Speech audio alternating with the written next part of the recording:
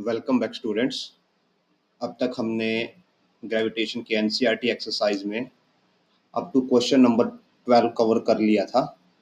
तो अब इस वीडियो में हम जो रिमेनिंग क्वेश्चंस हैं अप टू 22 इनको कवर करेंगे। So starting with question number 13।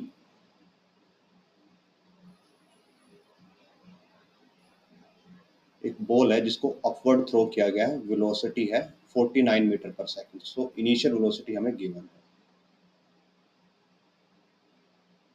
49 metre पर second. Let me make it slightly fine. Calculate the maximum height it will rise. So पहले भी आपने आपको प्रीवियस क्वेश्चन में एक्सप्लेन किया था कि मान लो ये ग्राउंड है, तो जब बॉल ऊपर जाएगी तो ऊपर जाते जाते जाते एक पॉइंट ऐसा आएगा जहाँ पे बॉल रुक जाएगी। वाई? बिकॉज जो बॉल की इनिशियल वेलोसिटी है वो अपवर्ड है बट ग्रेविटी डाउनवर्ड है। तो ग्रेविटी अब वेलोसिटी को अपोज कर रही है, उससे क्या होगा, वेलोसिटी डिक्रीज होती जाएगी और एक टाइम पे जाके वो रुक जाएगी। और जिस पॉइंट पे वो रुकेगी वहाँ पे उसकी फाइनल वेलोसिटी हो जाएगी 0 मीटर पर सेकंड। और ये जो हाइट होगी यही मैक्सिमम हाइट होगी, जो डिस्प्लेसमेंट होगी यही मैक्सिमम होगी। सो ये हम कैसे कैलकुलेट कर सकते हैं? आइदर हम टाइम लें और हम वी यू का यूज़ करें। यहाँ पे हमारे पास जो एक्सेलरेशन होगी वो जी के इक्वल होगी और जो कि है -10। वैसे यहाँ पे 49 गिवन है तो हम 9.8 लेके चलते हैं, तो -9.8 मीटर पर सेकंड स्क्वायर। ये आपको कैसे देखना है कि 9.8 लेना है या 10 लेना है। अगर 4.9, 49, 98, 9.8 ऐसे गिवन हो तो मीन्स वो 9.8 के हिसाब से दिया गया। जैसे 19.6 ये 9.8 का डबल है, तो यहाँ पे आप ग्रेविटी की वैल्यू 9.8 लेंगे। अगर 10, 20, 30, 40 ऐसे गिवन हो, अगर 10 के मल्टीपल में गिवन हो तो आप जी की वैल्यू 10 ले सकते हैं, सो दैट आपकी कैलकुलेशन ईजी है। ओके। और आंसर में माइन्यूट सा डिफरेंस आता है, जैसे 2 और 2.1 या 1.9, उसके ज़्यादा एक्सपेक्ट कोई ज़्यादा डिफरेंस नहीं आता। सो हमें u गिवन है, a गिवन है, v हमें पता है फाइनल वेलोसिटी होगी 0 मीटर पर सेकंड। सो अगर हम थर्ड लॉ यूज़ करें, थर्ड इक्वेशन यूज़ करें, v square minus u square is equal to 2as। So v has 0 minus u square is 49 square equal to 2. Acceleration is minus 9.8 and distance, it will be minus 49 into minus 49 by minus 2 into 9.8 is equal to s। ये 10 पे जाएगा 4.9 से और ये जाएगा 2 पे, और जो आपका आंसर आएगा माइनस माइनस हो जाएगा प्लस, ये जाएगा 5।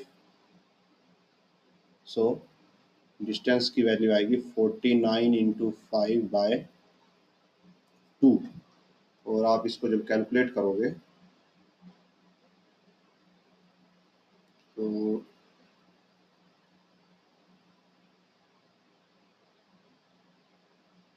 आंसर आएगा 122.5 मीटर। अब पूछा गया साथ में total time it takes to return to the surface of the earth. अब ये पूछा गया कि एक बार तो ऊपर गई थी ऐसे, फिर उसके बाद ये वापस नीचे भी आएगी, तो ऊपर से नीचे जाने की जो जर्नी है उसमें टोटल टाइम कितना लगा। तो इसको आप दो तरीके से निकाल सकते हो, एक तो डिस्प्लेसमेंट के मेथड से निकाल सकते हो और एक वेलोसिटी के मेथड से। मीन्स वेलोसिटी के मेथड से कैसे, आप ऊपर जाने का टाइम कैलकुलेट कीजिए और जितना टाइम ऊपर जाने में लगा उतना ही नीचे आने में लगेगा, उसका डबल कर दीजिए। या आप जब ऊपर से नीचे आए हो, मीन्स पहले आप ऊपर गए और फिर नीचे आए, तो स्टार्टिंग पॉइंट आपका और एंडिंग पॉइंट सेम है, ठीक है। तो डिस्प्लेसमेंट कितनी हो गई, डिस्प्लेसमेंट हो गई 0। तो आप डिस्प्लेसमेंट के हिसाब से कैलकुलेट कर सकते हैं। तो हम फर्स्ट से कर रहे हैं। हमारे पास जो इक्वेशन होती है v is equal to u plus a t. Okay. आप जब ऊपर पहुंच गए आप तो फाइनल वेलोसिटी 0 थी, स्टार्टिंग वेलोसिटी 49 थी, एक्सेलरेशन -9.8 इंटू टाइम। तो इसको आप जब एडजस्ट करेंगे -49 is equal to -9.8 into t, and t comes out to be 49/9.8, और ये जाएगा 10 पे, ये 2 पे, और it comes out to be 5 second. So ऊपर जाने का 5 सेकेंड है, तो टोटल टाइम क्या हो जाएगा इसका double, to double of second t, 2 times, तो हो जाएगा 10 सेकेंड। तो ये कवर होता है 30th क्वेश्चन। हम मूव करते हैं 14th क्वेश्चन पर।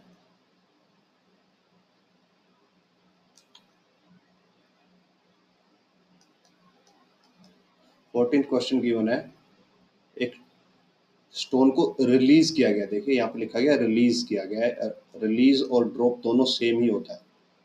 तो अगर रिलीज और ड्रॉप किया गया तो फाइनल स्टार्टिंग वेलोसिटी है 0 मीटर पर सेकेंड। यहाँ पे हाइट गिवन है और एस गिवन है 19.6 metre.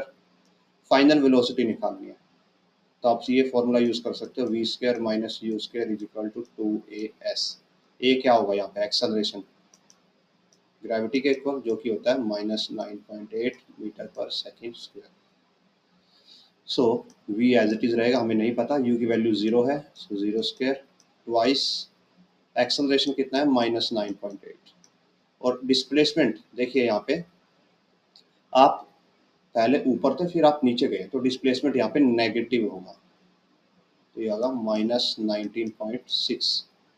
So v square is equal to 2 into 9.8, 19.6 होता है, माइनस माइनस प्लस हो जाएगा, तो ये हो जाएगा 19.6 इंटू 19.6।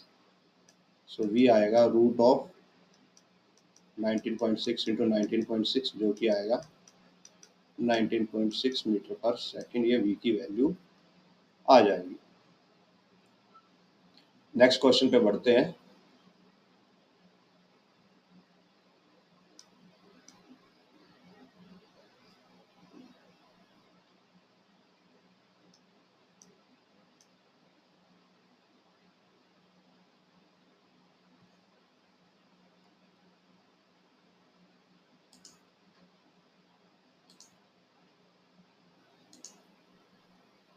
सो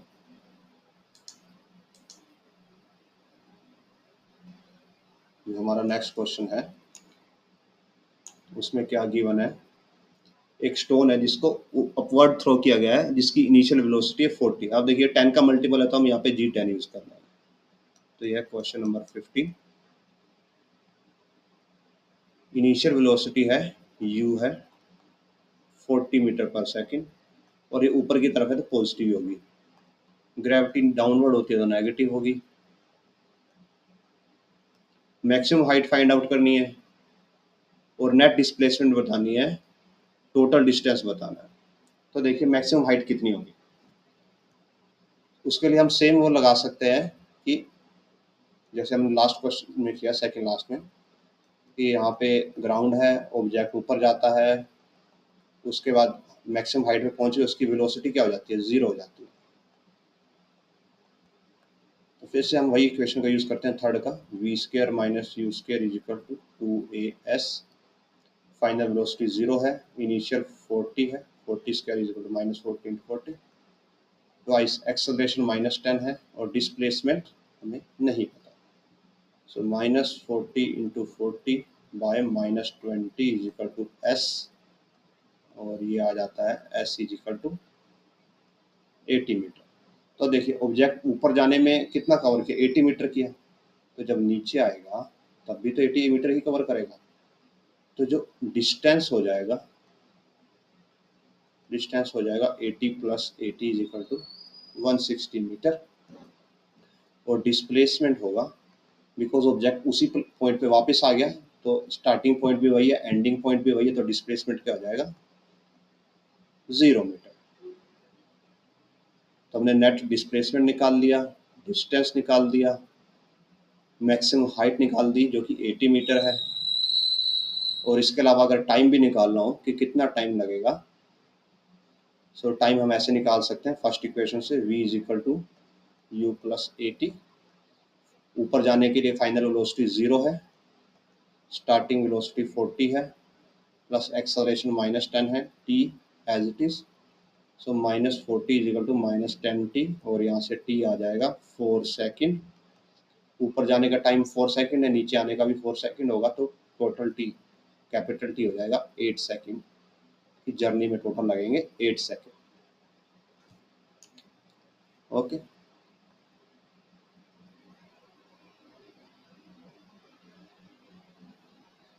क्वेश्चन नंबर 16 करते हैं।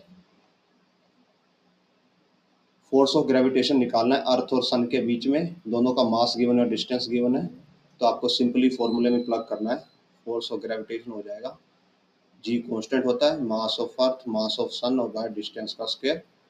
और ये ऐसे क्वेश्चन हम ऑलरेडी कर चुके हैं, तो आप पुट करके इसको इजीली सॉल्व कर सकते हैं।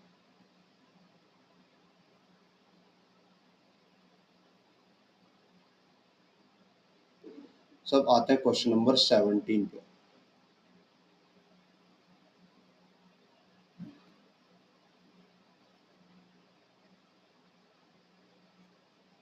इसमें देखिए थोड़ा सा क्वेश्चन डिफरेंट है।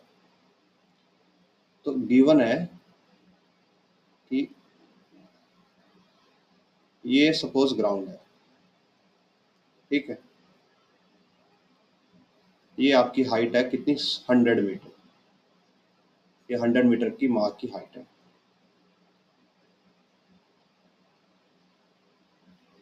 अब क्या होता है, यहाँ से एक ऑब्जेक्ट को ड्रॉप किया जाता है, अलाउ टू फॉल, मतलब अलाउ फॉल किया है मीन्स ड्रॉप किया गया है। तो पहले ऑब्जेक्ट को यहाँ से ड्रॉप किया जाता है, तो उसकी इनिशियल वेलोसिटी क्या हो जाएगी, नीचे की तरफ ड्रॉप किया गया, तो इनिशियल वेलोसिटी है 0 मीटर पर सेकंड। और एक सेम टाइम पे एक अनदर स्टोन है, उसको वर्टिकली अपवर्ड फेंका जाता है, कहाँ से, ग्राउंड से, और जिसकी वेलोसिटी क्या 25 मीटर पर सेकंड है।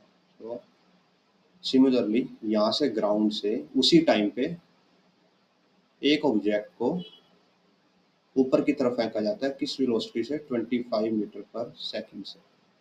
तो ये बताना है कि ये दोनों बीच में जब मिलेंगे, सपोज ये दोनों यहाँ पे मिलते हैं,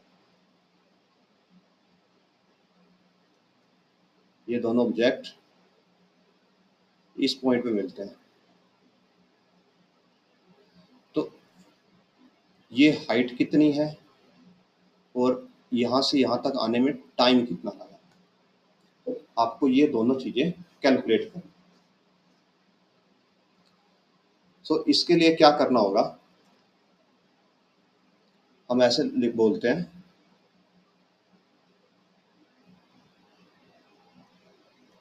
suppose both meet after time t, वो दोनों टी टाइम के बाद मिलते हैं, ठीक है। तो इसको हम बोल देते हैं ऑब्जेक्ट ए, इसको बोल देते हैं ऑब्जेक्ट बी, सो दैट हमें कैलकुलेशन समझ में आए। फॉर ऑब्जेक्ट ए, अभी हम ए के लिए कर रहे हैं, स्टार्टिंग वेलोसिटी 0 है, एक्सेलरेशन कितना होगा, -10, ग्रेविटी की वजह से, ठीक। तो वेलोसिटी इस पॉइंट पे उसकी वेलोसिटी कितनी होगी एट टाइम टी, तो हो जाएगी u प्लस at, u 0 है, एक्सेलरेशन कितना है, -10 और टाइम एज इट इज, तो उसकी वेलोसिटी हो जाएगी -10t। किसी टाइम t पे उसकी वेलोसिटी -10t है, जैसे टाइम बढ़ता जाएगा वेलोसिटी बढ़ती जाएगी, और नेगेटिव है मीन्स नीचे की तरफ है। अब आ जाते हैं फॉर ऑब्जेक्ट बी, बी के लिए, बी के लिए u की वैल्यू है 25 मीटर पर सेकेंड, एक्सेलरेशन इसके लिए भी सेम ही रहेगी, नेगेटिव नीचे की तरफ। तो इसके लिए vt कितना होगा, u प्लस ए, मीन्स ए नेगेटिव इसलिए नेगेटिव आ गया, इंटू टी, 25 माइनस 10t। अब ये तो है ए के लिए और ये है बी के लिए। अब अगर एक सिंपल सा एग्जांपल देखें, सपोज आपके पास ये दो, एक गाड़ी ये है और एक गाड़ी ये है, इसकी वेलोसिटी है 2, इसकी वेलोसिटी है 4 और दोनों के बीच का डिस्टेंस है 12 मीटर। ठीक, अब ये दोनों एक दूसरे की तरफ पास आ रही हैं, दोनों की जो मोशन की डायरेक्शन वो अपोजिट है, दोनों एक दूसरे के पास आ रही हैं, तो इनकी स्पीड क्या हो जाएगी, ऐड हो जाएगी। अगर इस गाड़ी को हम रोक दें तो ये गाड़ी इसकी तरफ 4 की स्पीड से आएगी, अगर इसको रोक दें तो ये गाड़ी इसकी तरफ 2 की स्पीड से आए। बट अगर दोनों गाड़ियाँ एक दूसरे की तरफ आ रही हैं तो उनकी नेट स्पीड एक दूसरे के पास आने की क्या हो जाएगी, 2 + 4 6, क्योंकि वेलोसिटी ऐड हो जाएगी, क्योंकि दोनों एक दूसरे के पास आ रही है। तो यहाँ भी ये ऑब्जेक्ट और ये ऑब्जेक्ट दोनों एक दूसरे के पास आ रहे हैं, तो इनकी स्पीड्स क्या हो जाएंगी, ऐड हो जाएंगी। तो हम उसको बोलते हैं net speed at time T. Net speed कितनी हो जाएगी, दोनों को ऐड कर दो और देखो ये वेलोसिटीज हैं, ये वेलोसिटीज हैं। तो अगर आप ऊपर वाली को पॉजिटिव लेते हो तो नीचे वाली को क्या होगी, नीचे वाली क्या हो जाएगी, नेगेटिव हो जाएगी। सो आपको इसको इसके आगे फर्दर एक नेगेटिव साइन लगाना पड़ेगा। तो ये हो जाएगा 25 minus 10t minus minus 10t, क्योंकि वेलोसिटीज वेक्टर होती हैं तो उनको आप नॉर्मली ऐड नहीं कर सकते, उनके नेगेटिव वेलोसिटी के आगे नेगेटिव साइन लगाना पड़ता है। मीन्स आप या ऐसे बोल सकते हो कि आपने दोनों को ऐड किया बट इसके आगे एक और नेगेटिव लग जाएगा बिकॉज इसकी डायरेक्शन नेगेटिव है। यहाँ पे डायरेक्शन पता नहीं लग रही बिकॉज आपको डायरेक्शन मैनुअली पता है, तो आप इसकी डायरेक्शन के आगे नेगेटिव साइन लगा रहे हो। तो ये हो जाएगा 25 minus 10t plus 10t, 10t से 10t कैंसिल हो जाएगा और बचेगा 25। तो नेट स्पीड है उनकी 25 मीटर पर सेकंड। अभी डिस्टेंस कितना कवर करना है दोनों को मिलके, 100 मीटर कवर करना है, दोनों को मिलके 100 मीटर कवर करना है। सो जो टाइम हो जाएगा, टाइम होता है distance by velocity. Distance 100 metre cover करना है, टाइम कितना लग रहा है, सॉरी वेलोसिटी है 25, तो टाइम आ जाएगा 4 सेकंड। 4 सेकंड के बाद एक दूसरे से ये मिल जाएंगे। और अब निकालेंगे कि कितनी हाइट पे मिलेंगे। तो सिंपली क्या है, हम ऊपर वाले के लिए कैलकुलेट करते हैं, जो ऑब्जेक्ट ए है उसके लिए ए, कि उसने 4 सेकंड में कितना डिस्टेंस कवर किया। तो वो होगा ut plus half at square. अब उसके लिए u 0 है स्टार्टिंग वेलोसिटी, तो ये होगा हाफ a माइनस 10 है टाइम 4 इंटू 4, इसको आप कैलकुलेट करते हो तो ये आएगा minus 80 metre. Means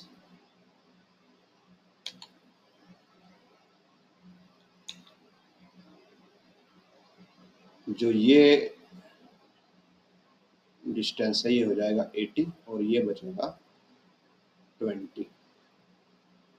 okay,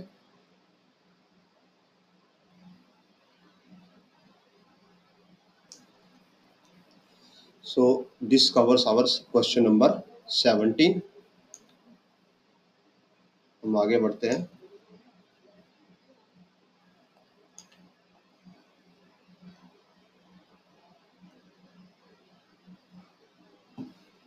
question number 18।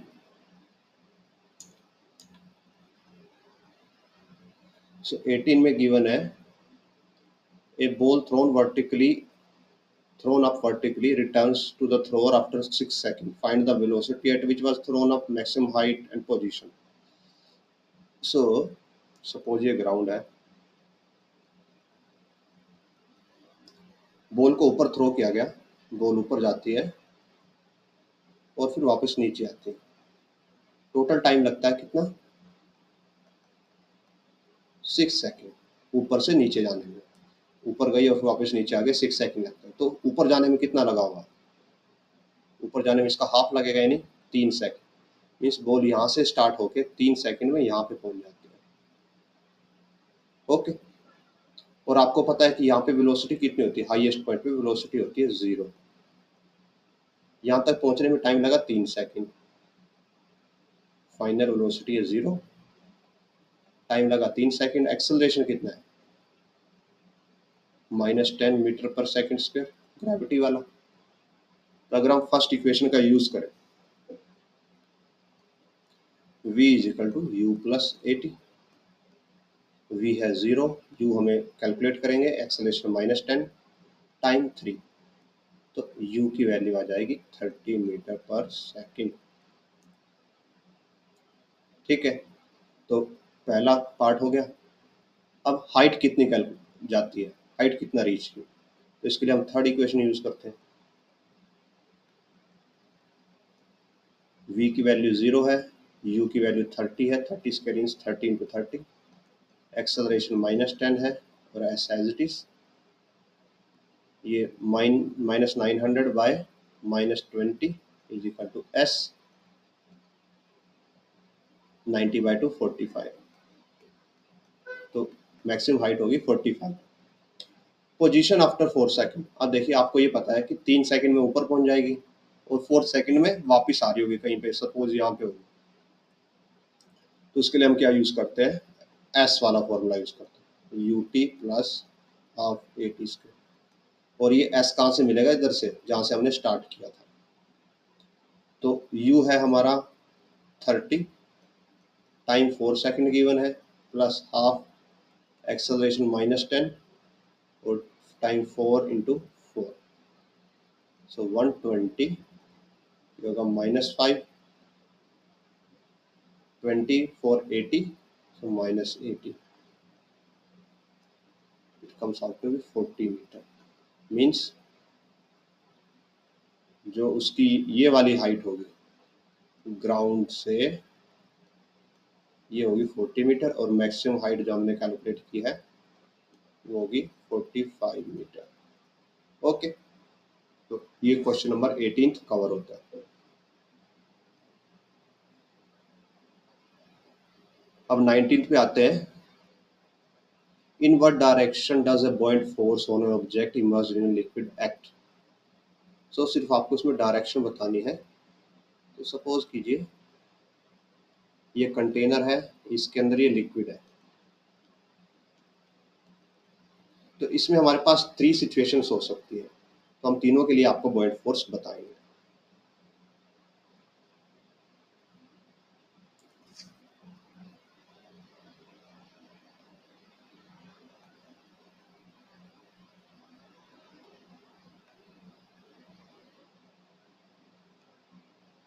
तीन भी हम 4 बना लेते हैं।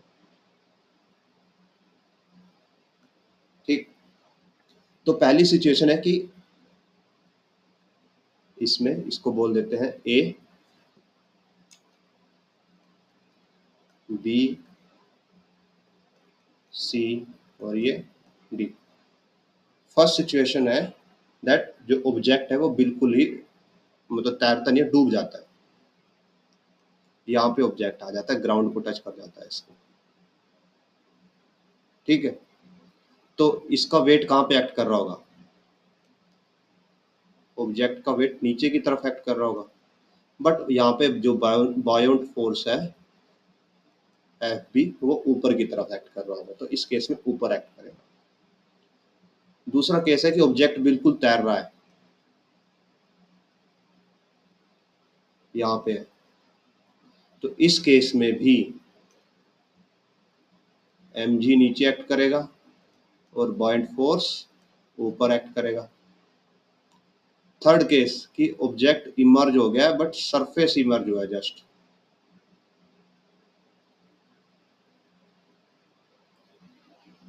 तो इस केस में क्या होगा, इस केस में भी mg नीचे एक्ट करेगा, मीन्स ऑब्जेक्ट का वेट, और बॉइंट फोर्स ऊपर एक्ट करेगा। और जो लास्ट केस है इसमें क्या होता है, ऑब्जेक्ट हाफ इमर्ज है, आधा पानी से बाहर है आधा पानी के अंदर है, तो even in this case weight नीचे एक्ट करेगा और बॉइंट फोर्स ऊपर एक्ट करेगा। तो हर केस में बॉइंट फोर्स ऊपर ही एक्ट करेगा। अब देखिए क्वेश्चन नंबर 20, हम यहीं से सोल्व कर देंगे इसको।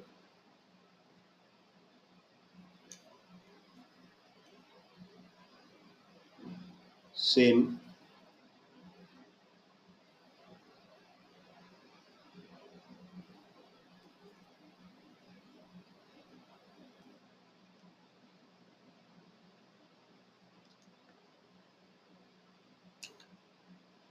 सो क्वेश्चन नंबर 20 में क्या है, why does block of plastic release under water come to surface of water. इसमें बोला है कि अगर ये आपके पास कंटेनर है, उसके अंदर वाटर है, तो जब भी इसके अंदर आप कोई प्लास्टिक मटेरियल छोड़ते हो अंदर ले जाके, तो कुछ टाइम के बाद क्या हो जाता है, ये अगर वाटर है तो वो मटेरियल पानी के ऊपर आ जाता है। ठीक है, ये इनिशियल है और ये फाइनल है कंडीशन। तो देखिए क्या होता है, अगर हम इस पर फोर्सेस ड्रॉ करें, तो ये जो ब्लॉक है इसका मास तो नीचे एक्ट करेगा और बुओयंट फोर्स ऊपर एक्ट करेगा। ठीक है, अब हमें पता है, वी नो दैट डेंसिटी, ये डेंसिटी का सिंबल होता है, density of plastic is less than density of water. ठीक है, तो ये प्लास्टिक क्या होगा, तैरेगा। और आप ऐसे बोल सकते हो, अगर डेंसिटी ऑफ प्लास्टिक कम है, इसका मीन्स जो बॉइंट फोर्स होगा वो ग्रेटर होगा, किससे, उसके मास से। तो जब ऊपर वाला फोर्स ज़्यादा होगा तो नेट फोर्स कहाँ पे लगेगा, ऊपर की तरफ लगेगा, और ये मटेरियल पानी से बाहर आ जाएगा। और जब ये पानी से बाहर आ जाएगा तब इस पर बॉइंट फोर्स लगना कम हो जाएगा, बिकॉज बॉइंट फोर्स डिपेंड करता है कि कितना एरिया या कितनी वॉल्यूम मटेरियल की पानी के अंदर है। तो मटेरियल की उतनी ही वॉल्यूम पानी के अंदर रहेगी जितने उसके मास को बैलेंस करने के लिए सफिशिएंट। तो वो मटेरियल इसलिए बाहर आ जाता है बिकॉज उसकी डेंसिटी कम है और बॉइंट फोर्स ज़्यादा होता है उसके मास से। ओके, तो हम आगे बढ़ते हैं 21 पे।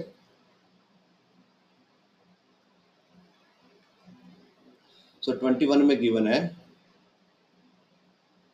एक वॉल्यूम ऑफ 50 ग्राम। तो 50 ग्राम गिवन है, तो 50 ग्राम तो क्या होता है, मास है, क्योंकि ग्राम में गिवन है। वॉल्यूम गिवन है 20 सेंटीमीटर क्यूब। मास गिवन है, वॉल्यूम गिवन, तो डेंसिटी निकालते हैं अगर, तो ये आएगा, डेंसिटी होती है मास बाय वॉल्यूम। मास है 50 ग्राम बाय 20 सेंटीमीटर क्यूब। इसको आप करते हो तो ये आएगा 2.5 ग्राम पर सेंटीमीटर क्यूब। और ये सब्सटेंस की है जो हमें गिवन है। वाटर की डेंसिटी गिवन है 1 ग्राम पर सेंटीमीटर क्यूब। तो देखिए हमने आपको बताया था कि जिसकी डेंसिटी कम होती है वो तैरता है और जिसकी ज़्यादा होती है वो डूबता है। तो यहाँ से हम क्या क्या देख सकते हैं, जो सब्सटेंस की डेंसिटी है वो वाटर की डेंसिटी से ज़्यादा है। सो सब्सटेंस विल सिंक, वो पानी में डूब जाएगा। ओके, 22 पे आते हैं।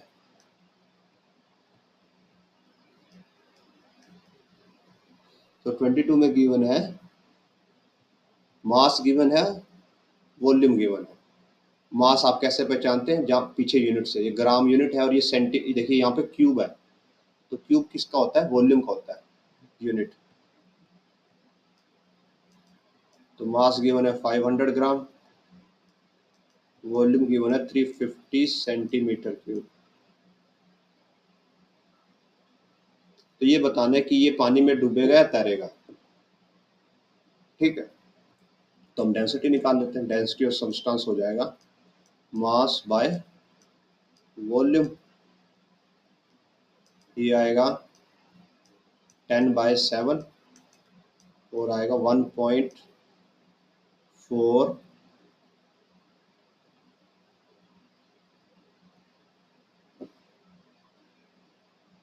1.5 1.57। सो इसका आप लिख सकते हो 1.6 आएगा फ्लूइड्स। ओके, और वाटर की डेंसिटी गिवन है 1 ग्राम पर सेंटीमीटर क्यूब। तो सॉलिड की डेंसिटी क्या है, ज़्यादा है, सॉलिड की डेंसिटी ज़्यादा है, मीन्स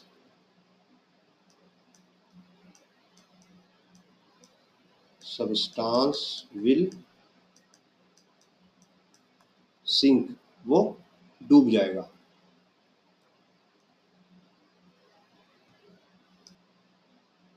और साथ में इसमें आगे बताना है कि कितना मास ऑफ वाटर डिस्प्लेस हुआ।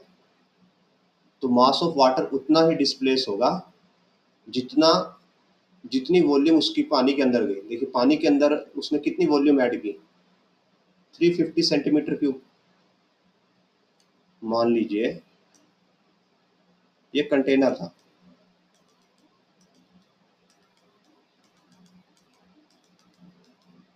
ठीक है, आपने इसके अंदर एक ऑब्जेक्ट डाला जिसकी वॉल्यूम थी 350, ठीक है। अब जब ये पानी के अंदर जाएगा तो ये तो है नहीं कि ऑब्जेक्ट कंप्रेस हो जाएगा, एज इट इज रहेगा। तो इसकी वॉल्यूम यहाँ भी 350 ही रहेगी। तो अगर यहाँ पे सपोज कीजिए खोल था जिससे पानी बाहर आएगा, तो कितना पानी बाहर आएगा, 350 सेंटीमीटर क्यूब पानी बाहर आएगा। तो वॉल्यूम ऑफ वाटर डिस्प्लेस कितनी है, 350 सेंटीमीटर क्यूब, ठीक है। और वाटर की डेंसिटी कितनी होती है, डेंसिटी ऑफ वाटर 1 ग्राम पर सेंटीमीटर क्यूब। अब डेंसिटी का फॉर्मूला होता है मास बाय वॉल्यूम। तो यहाँ से मास क्या आ जाएगा, डेंसिटी इनटू वॉल्यूम। तो मास ऑफ वाटर आएगा, डेंसिटी ऑफ वाटर है 1 और वॉल्यूम कितनी डिस्प्लेस हुई है 350। अब देखिए अगर इसका प्रॉपर यूनिट में लिखें तो हम ऐसे लिखते हैं, डेंसिटी ऑफ वाटर है 1 ग्राम पर सेंटीमीटर क्यूब इंटू वॉल्यूम कितनी डिस्प्लेस हुई है 350 सेंटीमीटर क्यूब। सेंटीमीटर क्यूब से कैंसर और आंसर आएगा 350 ग्राम। इतना पानी डिस्प्लेस हुआ। तो यहाँ पे हमारी एनसीईआरटी एक्सरसाइज भी कंप्लीट होती है। इसके रिगार्डिंग आपके कुछ डाउट्स हो या क्वेश्चंस हो आप कमेंट्स में पूछ सकते हैं। एंड एज यूजुअल अगर इससे आपको हेल्प मिली हो अंडरस्टैंडिंग डेवलप करने में, so please like share and subscribe. Thank you.